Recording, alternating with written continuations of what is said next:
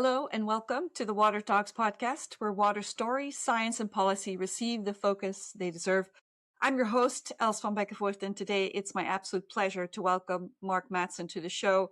Mark is the president and founder of Swim, Drink, Fish Canada, former Lake Ontario waterkeeper, and a pioneering environmental lawyer who, with over 2 decades, fought for swimmable, drinkable, fishable waters in the Great Lakes. A very heartfelt welcome, Mark. Good morning. Good morning. Thanks for having me. You're welcome. Mark, maybe then for our listeners who are new to your work, can you share your origin story, maybe from Kingston summers on the Lake Ontario to founding Lake Ontario Waterkeeper? Like, how did it all start for you? Yeah, sure. I think for me, anyways, it all started with my dream to become a lawyer as a little kid. I actually grew up in Kitchener, Yes. and we always had a place on Wolf Island across from Kingston in the Thousand Islands. So we went there every summer. And I lost my father when we were young. We had a big family. My mother had, we had 7 kids in the family, and she really wanted us to go to school. So I always thought, oh, I'll go to school and I'll be a lawyer. So, of course, when I got out of high school, I went right to Queens. So I'd be near Wolf Island in Kingston. Yes. And I ended up at law school in Windsor. And that was on the river in Detroit River. And I really, started recognizing just how connected really I was to the water and to the river, et cetera. So I articled in Toronto, ended up doing a lot of criminal and then environmental work. Just over the course of time, I got hired by some amazing clients, amazing communities on landfills and big expansions of dumps, et cetera. And it really taught me a lot about hydrogeology and hydrology. I became a part-time prosecutor for the Ministry of Environment, and this was all in the early 90s. I did Ontario Energy Board work. I did a lot of other sort of public utility work. It was all sort of leading to the mid 90s, late 90s, when all of a sudden the government started making a lot of cutbacks. They made big cuts to the Ministry of Environment. They cut a lot of the prosecutors out. They really reduced the teams that are out on the water doing the environmental prosecutions. And so I was teaching a little bit too. So I started doing a lot of it pro bono. And I built a team around me of ex people from the Ministry of Environment. And then eventually, I was contacted by the Waterkeeper organization in the States, and they said, hey, why don't you do this full time? Maybe you could start up your own charity. And to be honest with you, I never thought of myself as leaving the practice of law, but I was so close to the issues and I saw a real need for it. I was really impressed by the work of the Hudson River Keeper and other Yes. river keepers and water keepers in the States. So I took a leap of faith and ultimately, started doing this full time in 2001. And I've been a little over 25 years now running a charity and working with communities and being the voice of the waters. So that's how I Beautiful. ended up where I am today. Well, I'm glad you did. And maybe, how did your early days, like patrolling the lake by boat, shape your approach to citizen-led water protection? Like that's obviously things Yeah. have changed a lot over the years, I'm sure. So like how did that work? Well, being on Wolf Island and growing up there, I was always in the water swimming. There was still a little commercial fishery there I used to help out with. I'd work on some farms as well, but I'd get out on the water a lot and fish. So I really only knew the Kingston, Thousand Island, area. But once water keepers and river keepers, they sort of have this rule that you have to have a boat and you have to get out on the water. And to be Yes. honest with you, I'd never been on Lake Ontario. And so I was the Lake Ontario waterkeeper. I'd always driven the 401, from Right. Toronto to Kingston.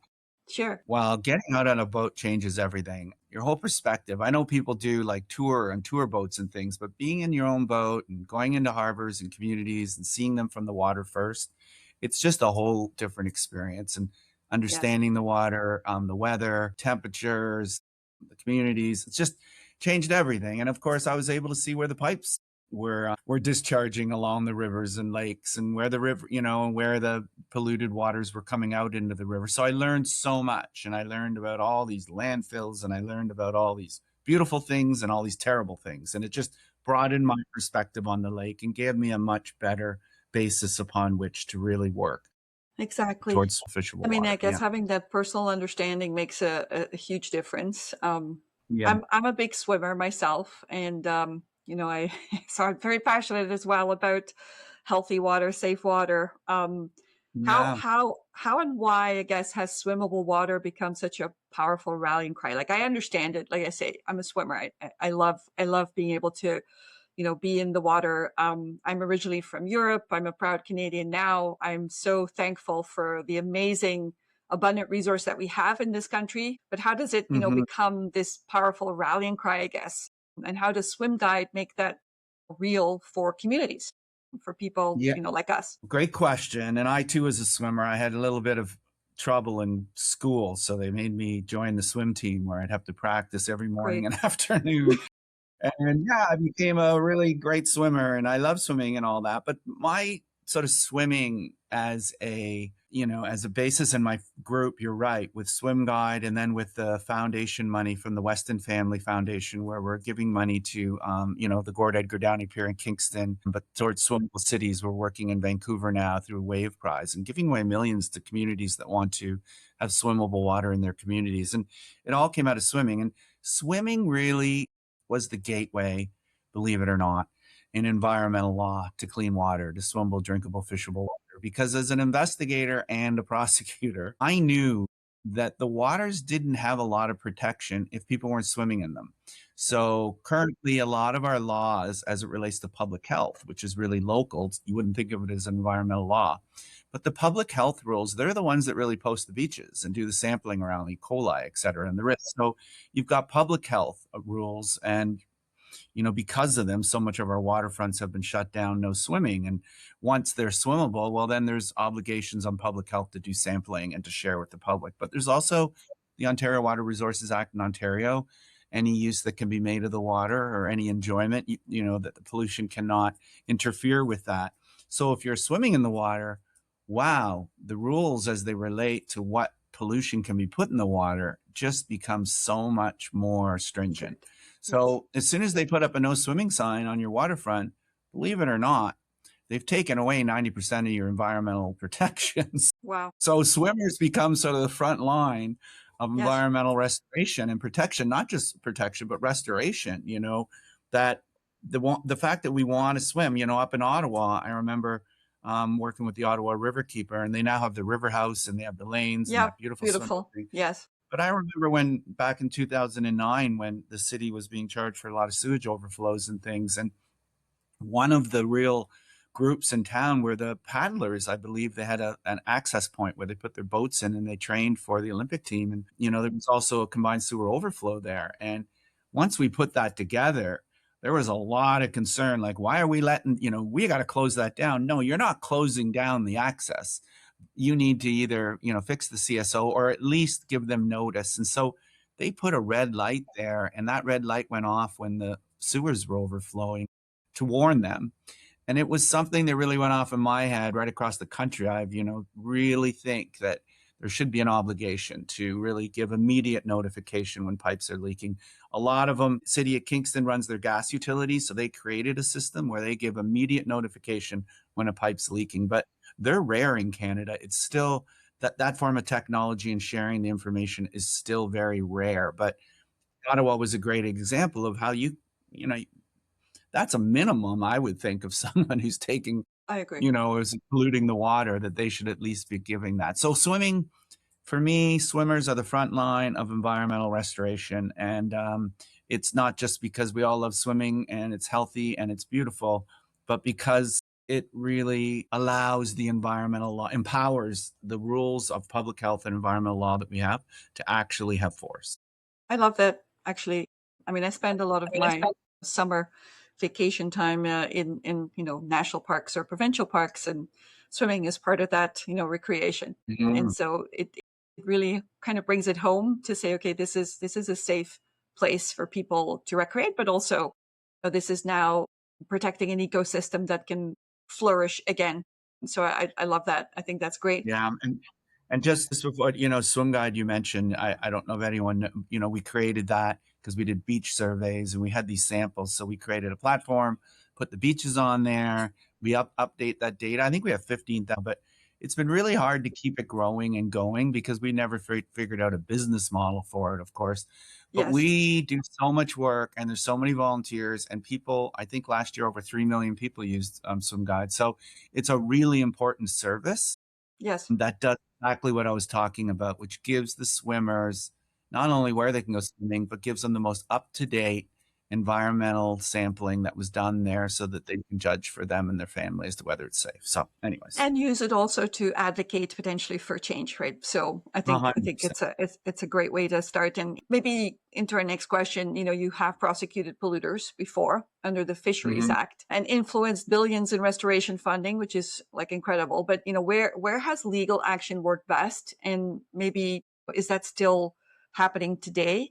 Like how does that look for you? Yeah, so I would be doing a lot more of the legal action, but for two things. One's it's really, really time consuming and expensive. And secondly, a lot of the laws have been weakened to some extent. I can explain how, but your first question is really important is why do we need to do it at all? It's oftentimes where no one's listening and there's no attention being paid to the pollution.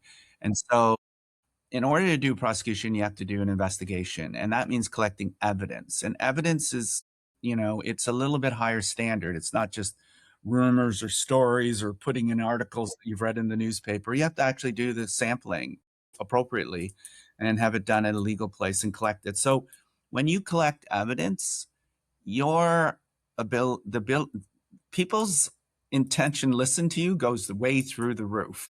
Yes. You're taken And much more seriously.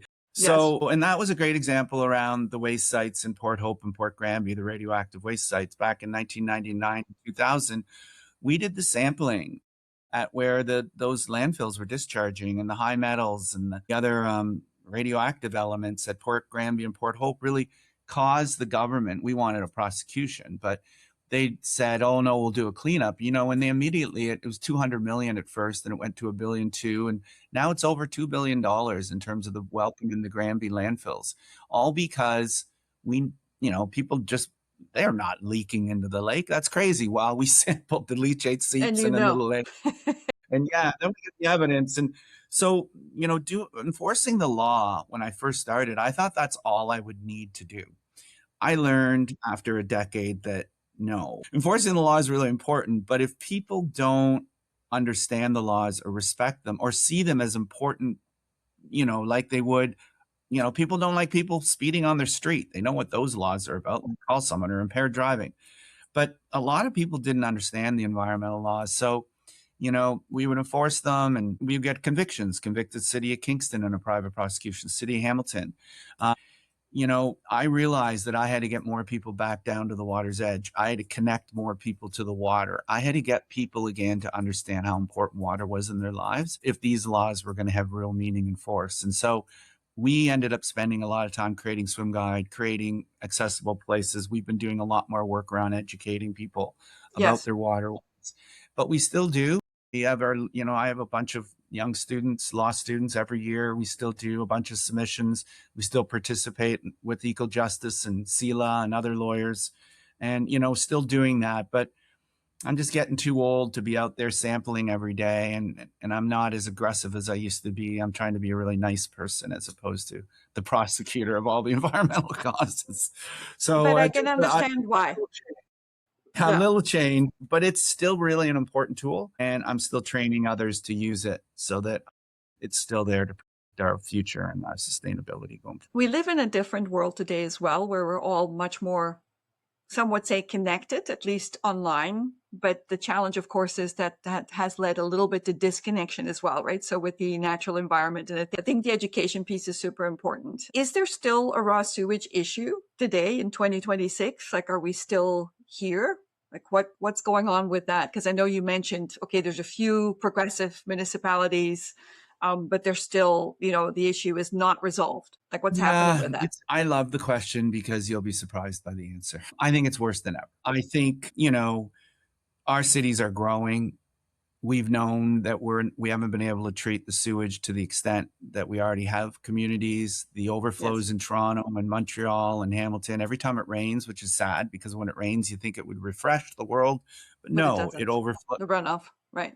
We have what are called combined sewer overflows, which means the rainwater and the sewage are in the same pipes. They just have a barrier in the middle. And when the water and the rain overflows, then they commingle. And so everything has to go to the lake or it would blow the sewage treatment plant apart. And so those are called combined sewer overflows. Toronto has 94 of them. When you hear about the bypasses at the sewage treatment plants, that's bad enough because they're overflowed, but we don't even keep track of the combined sewer overflows that are happening in our older cities like Belleville or Ottawa or Kingston or Toronto, Hamilton. And we drink that water, right? And so it's really a problem, and it's going to cost a lot of money. And the city of Kingston's a great example of a city that invested in that. They put over 100 million into their, and they've been working on disconnecting their combined sewer overflows. You just create two pipes. And yeah, they haven't built CSOs in 40, 50 years. So the new neighborhoods, but think of downtown Toronto. There are at least 100 new condos with all those people on the Right. waterfront. And that's all new. And they're all built on CSOs. So, Wow. just imagine when it rains in Toronto, how much sewage is going out into the harbor. I always say that Toronto should have a warning. Don't flush your toilet or take a shower or do your laundry when it's raining in Toronto, because the truth is, you're really just sending it directly Yeah. into the lake. Huge So impact. it's a real problem. And EcoJustice has some data on this, where they used to do the sewage data every year. 200 billion cubic meters of sewage in Canada goes out a year without treatment. We've gotten better. Victoria built a sewage treatment plant. Halifax has invested a lot. Toronto's got plans to do a lot of work. Montreal is building a primary sewage, on the river, but we've got a long way to go. And it's all because, we just took for granted that our waters in our cities aren't going to be swimmable. We just assume that they're off limits. And if you want to go swimming, go north or go to a park. But it's too bad, because around the world now, swimmable cities are really important. That's where most Agreed. people live. That's where all these cities are built on these beautiful waterways. That's how you introduce people and educate people to water. And so to create swimmable water in our big cities, and you go to a city like, I don't know, Montreal, if they haven't, I think we have 3 beaches there, and they're all sort of man-made ones, but a Right. whole island in the middle of 20% of the world's surface fresh water going by it every day, and they Crazy. don't really have swimmable water. It's crazy. You'd think it would be the most important selling point of the city. But anyways, From a that's political for perspective, and that's where it always kind of the rubber meets the road. Obviously, politicians care Mhm. about what people care about in the moment, but to have a long-term strategic perspective on this, that, we're actually not only are we doing something that's going to be good tomorrow, but, we're protecting our life, our very livelihoods, and this ecosystem for, generations to come.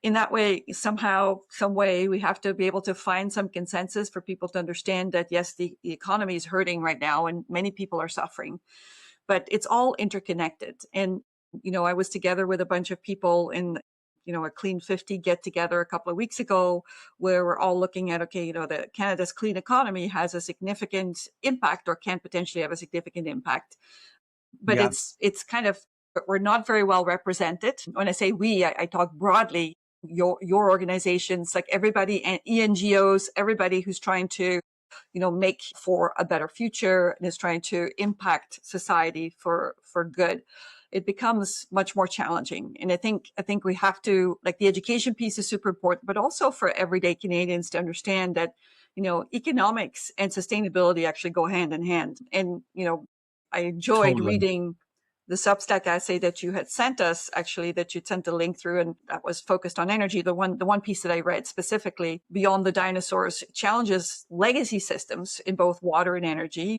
And, I see the kind of the fit and what we can potentially do. In your mind, like, what are the dinosaurs that are holding back distributed water futures and energy, for that matter? Like, what are the big things that, from your perspective, really need to be addressed? It's a big question. And again, a little bit surprising. Even that article, I learned so much from being in Calgary and their utility impacts, which had distributed power and was selling this technology to homeowners and businesses to get off the grid and produce their own power and sell it. Well, that's not even allowed in Ontario. So it was sort of Yes. a bit shocking. And also I'll just say to Calgary, when we talk about sewage, Calgary has tertiary treatment, not primary, not secondary, tertiary. The Bow River, they respect that river from the moment it comes into the city to the second it leaves. And you can imagine it runs all the way to Hudson Bay, and how many cities along the way live and get their drinking water. So it's not like the technology isn't there. They just don't have option. But, when we talk about distributed energy and the dinosaurs, I was referring, and I'm not putting aside all the environmental stuff about nuclear power and risk and whether it is or isn't or whatever and the cleanness, but they are huge. And so Ontario's getting, 50% of its power from two places, three places, Darlington, Pickering, and Bruce. They're huge and they're not nimble. They're not, you can't turn them on and off. If they do go off, it causes the whole grid almost to shut. Like they don't have thousands and thousands of little power producers that they're just what are called distributive, where they're local, they're in context. But to do those types of energy systems, you have to build the network, just like, with the web and everything we saw since the late 90s to today. Look what's Yes, happened. But exactly. it's an incredible network where inputs are coming in and out. Whereas the old energy systems are, look, we create a monopoly, government gets in there, we put in billions of dollars, we build these plants, we give you the power, we split it up, and we, charge you your little portion, and that's it. And those systems have become, around the world, they've become they're very polluting for the communities that live near them, but they're also really expensive and they're not very flexible and they're not very sustainable environmentally. And so there are new energy systems like New Zealand, where, distributed energy is just the way of life there. And everybody's a power producer and seller. And it's pretty incredible to see what is possible. And here in Canada, we're just a little, maybe it's easier, maybe the monopolies, they don't want to give up the power or their empire building, or maybe there's political advantages to keeping it all, that government controlled. But I think we're going to, just with the way the world is, just things are changing so much that we're going to have to start thinking a little differently and a little bit more, outside the box of the one monopoly energy supplier, Hydro-Quebec or Ontario Hydro or Manitoba Hydro. And we're going to have to find a way to, start to get our power from smaller sources and allow it to be distributed through cars and batteries and engine. You know what I mean? There's so much Yeah. happening No, in there is. technology. So And yeah, and the but it's, risk component is also, sorry if I can just interject for a moment, but yeah, the risk component is there as well, right? Like, so like if you concentrate all of that within, very few facilities that are, producing all of the power, then also from a risk perspective and a risk management perspective and a resilience perspective, it's not going to actually get us there either. Like that's the other piece 100%. of I that. remember the ice storm in Quebec when it knocks down those transmission lines coming from the north. It shut down power in Montreal for 2.5 weeks. Now it did recover, but you can think of other things. You're 100% right. It just doesn't have that resiliency, that flexibility, and the risk. Yeah. Anyways, that's a On the water side too. I think it's very similar, yeah, and like the water water too. systems. 100%. I mean, there's so many little things we could all be doing. And I think people would pick up on these things if they felt like they were part of an overall solution as opposed to just doing what's right and volunteering. I mean, you see people will do so much to protect the environment, but we're given such like breadcrumbs off to the side. Anyways, I think people, yeah, building their homes and living their lives, if it results in clean water, I'll tell you, people will go to the wall to make it happen. Believe it as well. So maybe going back to that education piece, like how could distributed community scale monitoring, let's say, and nature-based solutions shift power for issues like stormwater, industrial pollution? Because I think, often one of the things is that, people just don't know, right? You mentioned that as well. There's a lack of understanding. There's a lack of education. How could that potentially shift things? Well, we have a big dream, and you guys might already be working on it there in your company, but your water health index is, I always wanted to have a swimmable, drinkable, fishable index in every community. And it starts with education. What, how good is our drinking water? What are the risks to it? What's the future? What's our index? Like if I moved to Ottawa, what's the index for swimmability, Mhm. fishability, swimmability? Right. This data is becoming more and more easy to collect. Even if government doesn't want to do it, and there was a point where through freedom of information, access to information, it was getting harder to get this data. Well, now the tools are better. Community science is really growing leaps and bounds.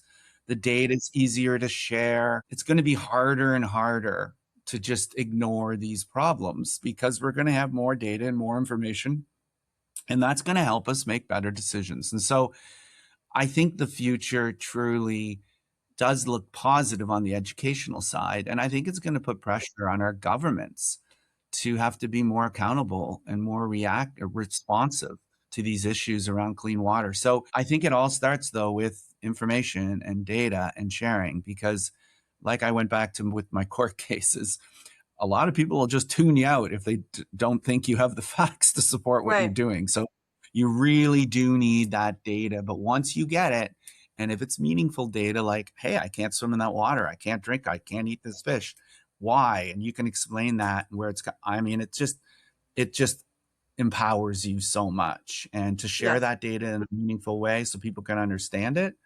I mean, talking about coliform forming units for 100 milliliters and a risk assessment, as when we post beach, it's a little confusing.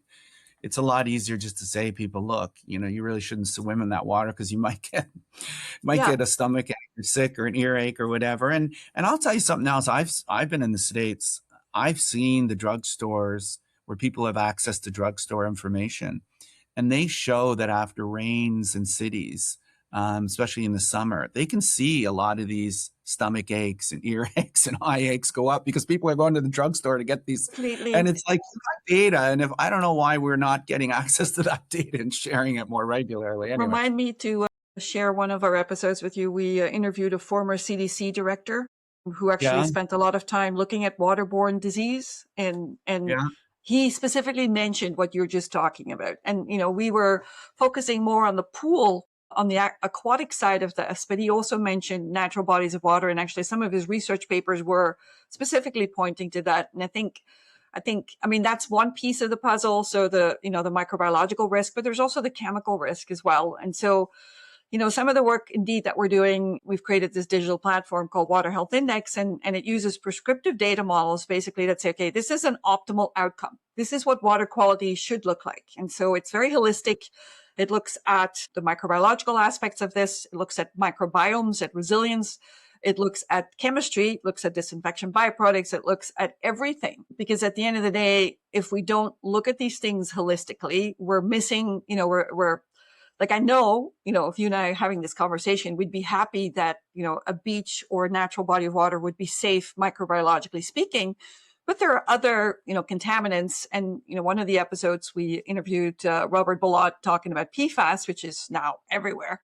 And so, if we don't look holistically, we're going to miss some of that. But I guess my question, how might this real time tracking through a digital platform like Water Health Index, let's say, how might that help you in Swim Guide or integrate with other platforms so that this information becomes much more available, and not just like when we connect with people, we don't just say, okay, here's the data, but it actually tells you what the data means, and it benchmarks it against an objective, like I say, prescriptive data model or correlated result that says, okay, the water is healthy or the water is not healthy, and here's what it means, right? So would that be helpful? Look, that's, the key part of getting people motivated, inspired, connected, to be able to provide that level of understanding and knowledge, gets us beyond those kitchen table arguments where people are telling me there's no sewage going into the water.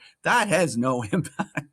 I mean, to really build that awareness and that understanding in the populace is going to be very powerful, because I know one thing, and I think you do too, is that when people get close to something and they love it and they connect with it, they're very inspired to protect it, They are. and they'll vote for it as well. But when they're disconnected from it and they don't know what's going on and they're just being told everything's fine or they can't do anything about it, it's very hard to get people, or to get a politician to care about these issues if he thinks the populace doesn't. So the more we get people understanding and knowledgeable about issues, particularly water, which is so important, the more I know it impacts the decision makers and it works its way up the line. We have the International Joint Commission for the Great Lakes, 20% of the world's surface fresh water. We have a project called Benogame, working with or knowledge keepers and Canadian Yes. Geographic, and we do maps. And, they created the Great Lakes Protection Act in the forum in 1972, and the president and the prime minister are the two who appoint the members to the IJC. They've only gotten together once, and that was in 72 when Trudeau and Nixon. They don't even, it's not even important. They have, the public has like, they'll go off to these other G7s and G8s and G9s and G20s. They go off to these Bilderberg things, but they can't even take the time. And yet you think about it on the Great Lakes, you cannot be the president of the United States or the prime minister of Canada without getting the 8 state votes. You know, they're the blue belt, they used to call it. And Trump gets elected because he got Michigan and Wisconsin, right? And in Canada, Quebec and Ontario, we're the watershed. We have such a powerful political base, but there's no connection. I don't think when I go sometimes to Michigan, they don't think they're part of Lake Ontario or Lake Superior. The people in the Kawarthas don't think they're in the watershed. People in Ottawa sometimes think they're not part of the Great Lakes watershed. It's like we're all connected and we have a shared We are. responsibility. The birds and the fish and the watershed, like we all have these fresh water issues because we drink the water. They're all the same issues. And I just think the more we can get people to understand water, share data, not scare them, but give them real advice that they can take for their family and for themselves. I think what we're doing is building the leaders of tomorrow. And we're going to see, eventually my hope is that the president and the prime minister will once again get together every 3 years in Canada or the US and talk about how they're protecting our waters. And that's been one of my goals that I failed at, but I'm working on it. I'm hoping that, eventually the Great Lakes states and provinces and First Nations will demand that it happens because, Yes. we've just been ignored too long and these issues are ignored. And so I'm just thankful for the work you're doing around that.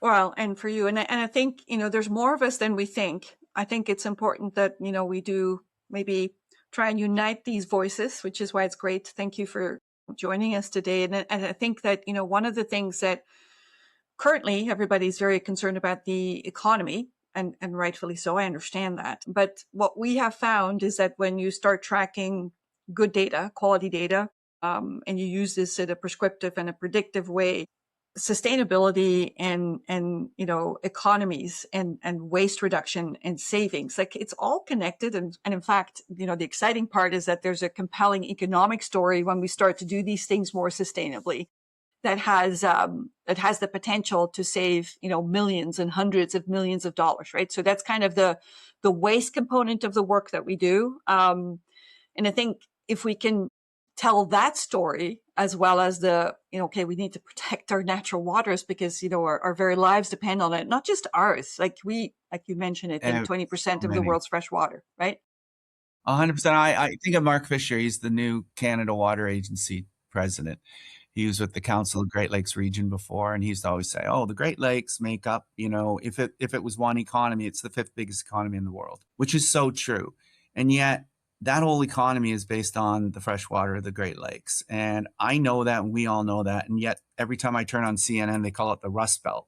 I mean, it is I not know. a Rust Belt.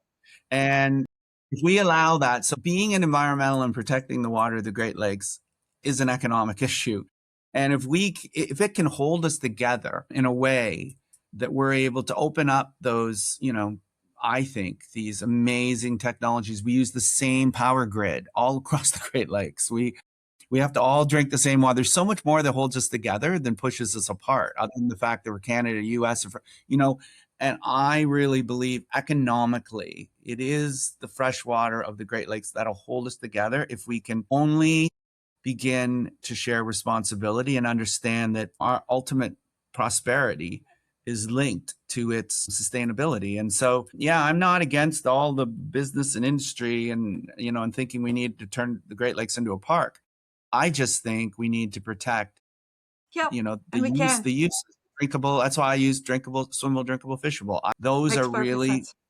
yeah. And if we can protect that for people, amazing. Just think of how much protection we're offering the wildlife that can't read Yeah. the no swimming, drinking, It's no all fishing connected. sign. Yeah. Like you say, it's all connected. So thank Practically, you. no, you're welcome. Like I say, it takes a team, right? It takes many of us to start to move the pendulum in a different direction. We work with some wonderful greenhouses, food producers, and these people care about sustainability.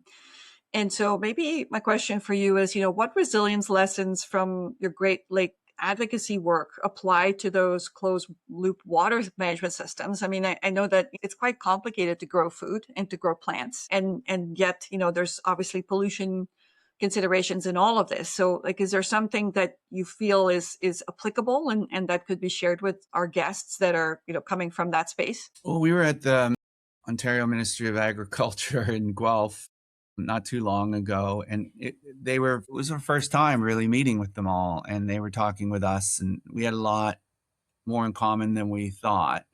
I think a lot of times, the agriculturalists and the farmers are worried about environmentalists, for a Yes. million reasons, not much have to do with water, but there's a shared concern about water and water use and protecting water and where they get their water. And so we're just beginning to build that relationship with them because they're such an important part of the overall protection of our rivers and creeks and keeping topsoil on the land as opposed to running off. And there's a lot of issues too around glyphosates and pesticides and agriculture, fertilizer. So there's a lot going on, and the industry is changing in a lot of ways.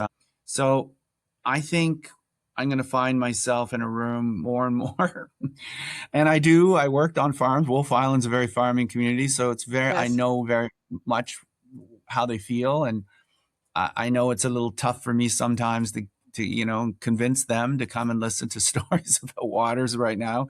But they are, and they get in there and they know so much. And I think there's so much that can be gained and shared and collaborated on together. And so when I look at the watershed for the Great Lakes, our Benogamy map with Canadian Geographic, I mean, you look at it, it's like tons of water, but there's also tons of agricultural lands and Yes. farming where the breadbasket really for so Right. much. And so I'm open to learning more. It's not something I would say has been my forte. Primary focus. I've dealt a lot more in toxins and sewage and landfills. But this is an area that I think is part of my growth, certainly in our organization. Swimmable, drinkable, fishable water. I mean, you need to work together with the farming communities, and they're willing to do it. Yeah. Yeah. No, I think they're open and they're also looking at more sustainable regenerative practices, right? Like there is so much opportunity and there's so much knowledge now.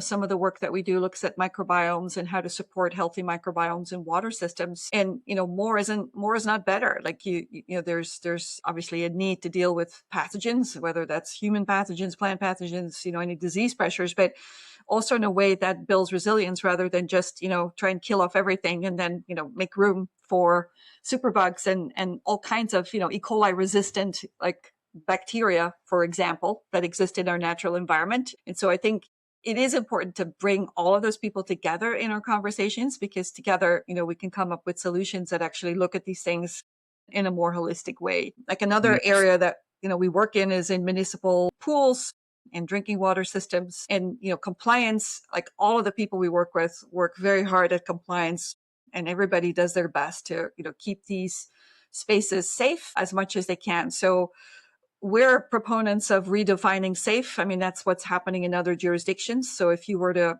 of course, Canada, we have so much space, so much land, so much water. I'm originally from Belgium, where, I mean, lots of people in a very tiny little country with very little natural environment.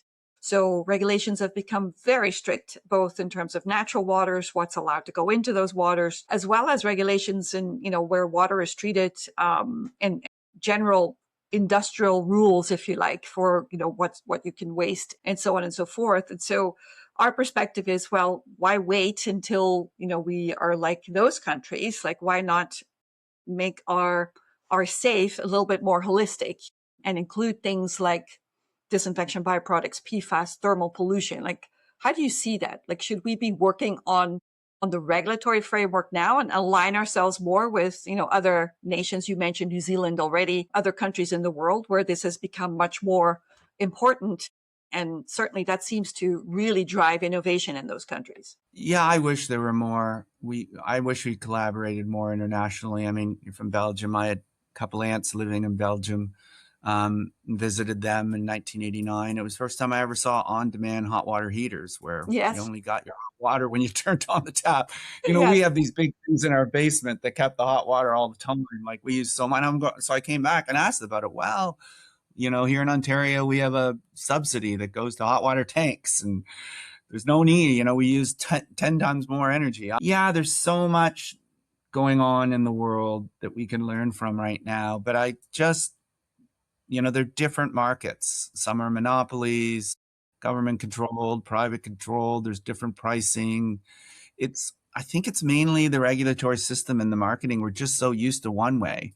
And so to bring in people and talk about the changes that can be made to improve our way, they're hard to organize. And then there are great think tanks that have talked about these issues, but try and implement them Yes. and execute them. I, Waterkeepers were, swim guides in 15 countries. Waterkeepers are in 38. We get together once a year. I meet people from all around the world. People do things so differently, but at Yes. the end of the day, everyone's got the same goal, Absolutely. which is funny. So I think Canada, and maybe we're starting to realize this right now, I think we have to, be a little bit more thoughtful and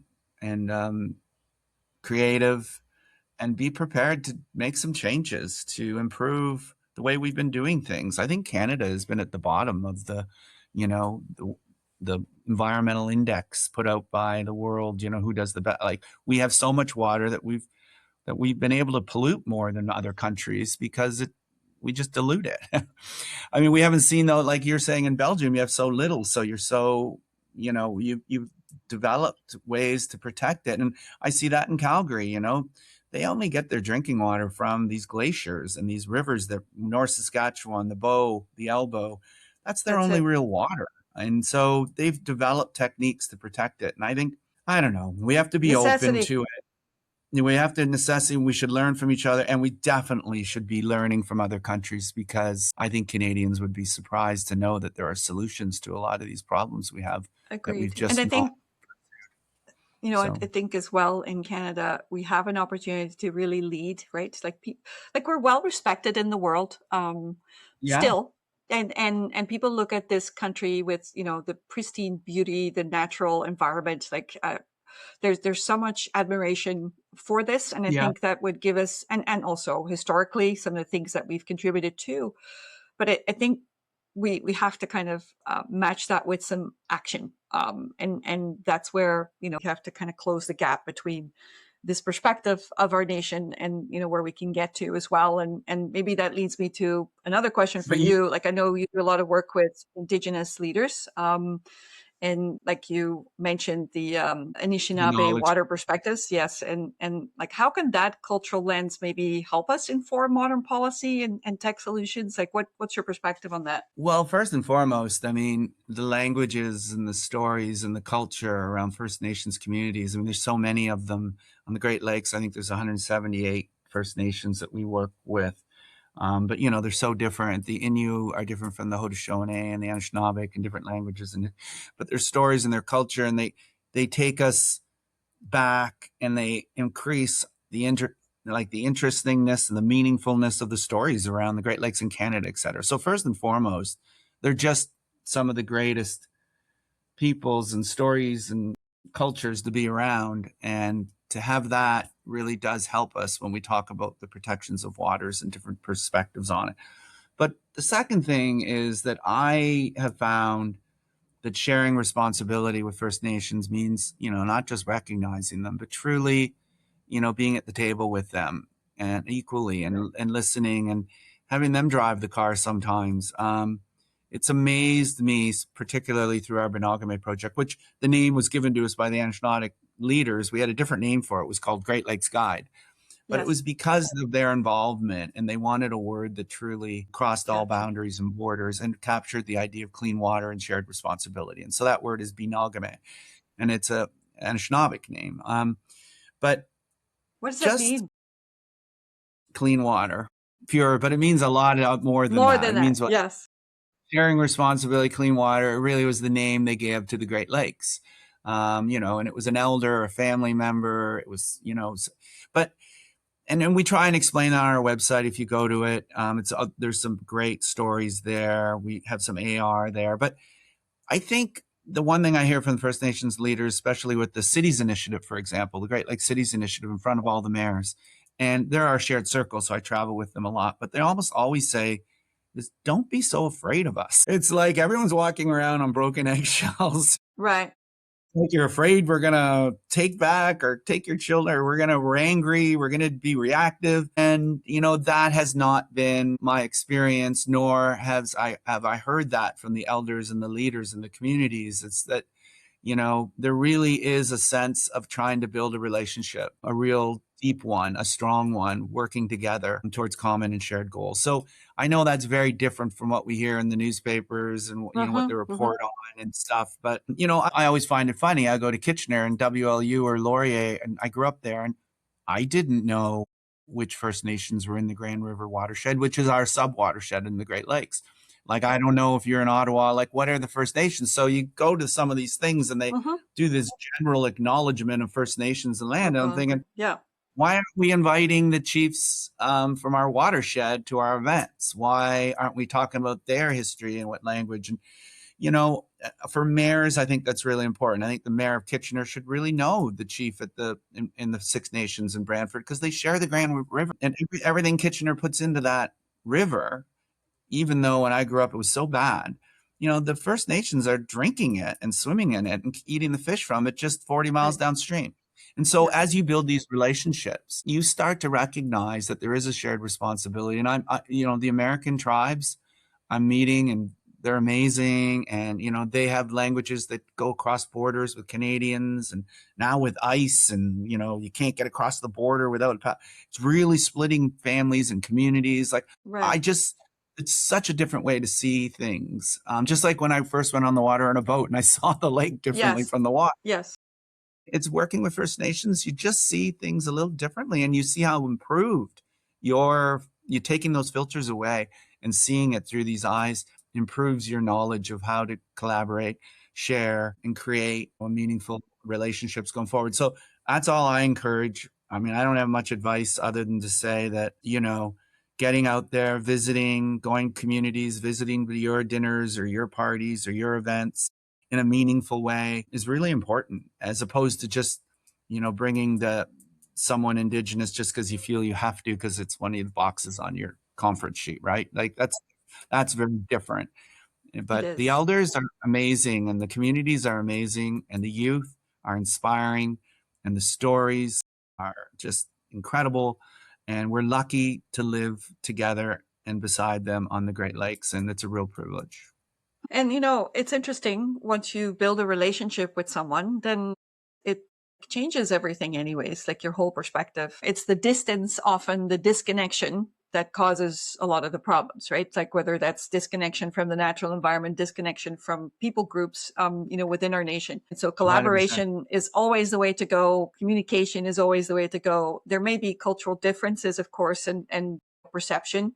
But generally speaking, I am convinced that those groups of people can really help us to understand the natural environment a little bit differently and better. And beyond that, I've seen this firsthand, where we've tried to get connected into some projects for solving water quality issues in some of those communities. And there is a lot of people talking about, but not a lot of people talking with. And it seems to take an enormous amount of time to get things moving forward. So I'm encouraged by that. That you're spending a lot of time actively consulting with, engaging with, and having conversations with, and finding it productive and fairly straightforward, and then bringing that into a broader sense of community as well. So I think that can only be a good thing. Yeah. Um, I Future's part of bright. my Future. part of my yeah, yeah, no, that's excellent. I was going to say the other piece of that is tech solutions. Like, what does that look like? Because I think that there's still, perhaps, like, for some, in some parts of our Canadian communities, tech solutions are accepted or understood, or something that we need to strive for. But I think that has to be readily available to everybody, right? Like, there has to be an equity from that perspective as well. Yeah. Um, Technology in and of itself can be a little overwhelming, but when it's used to connect you to things, to share information, to improve, to helping you get together with the right people and more often and frequently, there's so much that's great about it. And I know we hear all the negative things, and there are, but maybe if you're sitting on your games all the time or you're gambling or doing other things with your Right. amazing new websites. But generally speaking, more data, more access. The Dewey Decimal System was the one I grew up with at the library, subject index author.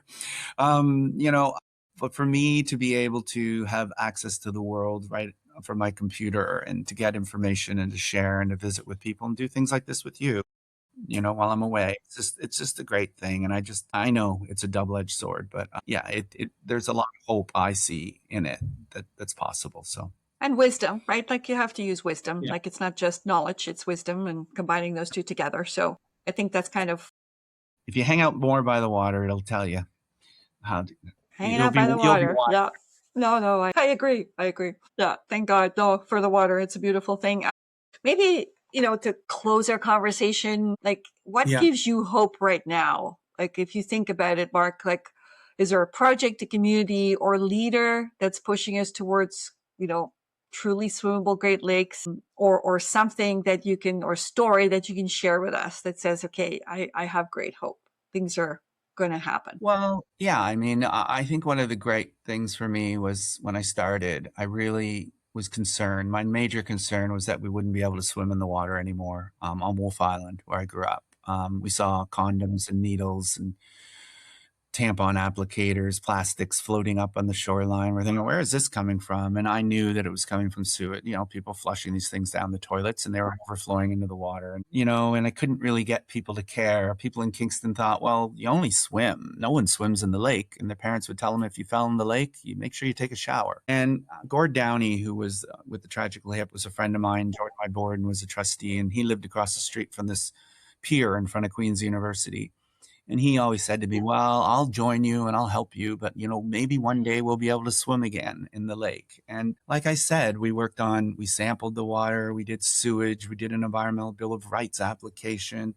And eventually the utility said, hey, we're with you. I don't know why we're fighting you. So they started doing work to clean up Kingston's waterfront.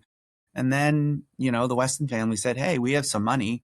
We'll hire an architect to design a swimming pier. And that was Claude Cormier from Montreal. The Weston family paid for it. The city did a restoration.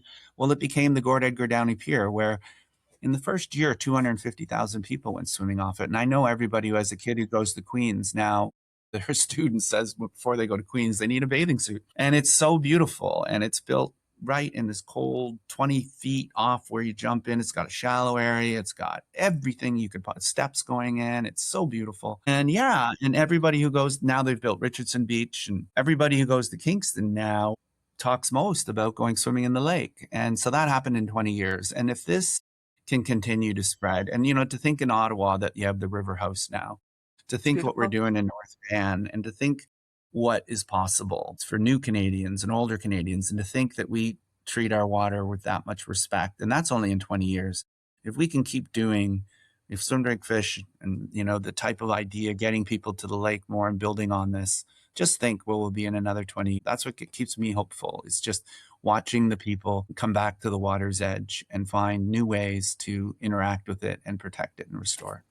Yeah, that's a great message. And I think if we can get the education piece out there a little bit more, gets people some understanding in terms of data, maybe we can speed it up a little and you don't have to wait another 20 years. Yeah. Right? So that's the Yeah, hope. maybe, That's the hope. yeah, maybe someone could come along who's better. Well, I don't know about that. I think advocacy is a I special try. skill and obviously you seem to have it. But I think, getting some, yeah, like a water health index, like we, No, I we know. we apply it in different application areas, but I think on the drinking water side, on the natural water side, I think something like that. And that's kind of my vision as well, that, it can be used kind of as in a charitable way in that sense, so that people can access it anywhere, everywhere, just like they are doing right now with your sites. And that would kind of drive change, right? Because if your score isn't good, if your water health score isn't good, you're going to be motivated to make it 100%. better. And that's kind of 100%. the little piece that we try to kind of bring into this conversation as well. So is there anything else that I missed, Mark, or like, is there anything that that we still need to cover to inspire action? Because I think I'm just grateful you called. I know I talked to Daniel, your producer, and he had been listening to some of we did a podcast between Yeah, 207 and 2, and they're on SoundCloud. Just look up Lake Ontario Waterkeeper. But it's interesting to hear the issues. We did 100 shows, but we talk about these yeah, issues. in a short And then time. you go back 16 years later and you go, oh my God. Some of them are still alive. We learn from them. We look prophetic in some and stupid in others, but it's just been really, for me, it's been fun we didn't really post, we took them down over the years, but put them back up, and people are calling and saying, wow, it's really amazing to hear about Put that. them So up. And sorry, what was it called? Sorry, what was your podcast called? the show's called Living at the Barricades, and I put them up on SoundCloud. So SoundCloud. SoundCloud's a platform. And if you Perfect. just look at for Lake Ontario Waterkeeper, we've got hundreds of shows, and they're all half hour, and they're great music and people and amazing interviews, just like a good interviewer like you. And so thank you very much. These are really important talks. Yeah, you're welcome, Mark. It's a Grateful. true pleasure. I'm very grateful to have had you. And for our listeners, please go and check it out on SoundCloud. Living at the Barricade sounds like a great title. We'll link to it as well. Really appreciate this conversation and your insights and your passion.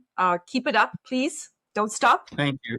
It's very motivating also for us to hear that people care about what we care about. Yeah, we'll catch each other hopefully again down the road, and you can update us on what's going on. For I want sure. to thank our audience as well for joining us in this fascinating conversation with Mark. You can re-listen to this episode by subscribing to our YouTube channel. If you have any ideas for future topics or guests, please don't hesitate to email us at mywatertalks@senicotech.com. Please don't forget to subscribe, share, or like so that you can also hear about future episodes and other interesting updates. Thank you all. Thank you, Mark. Have a great rest of the day.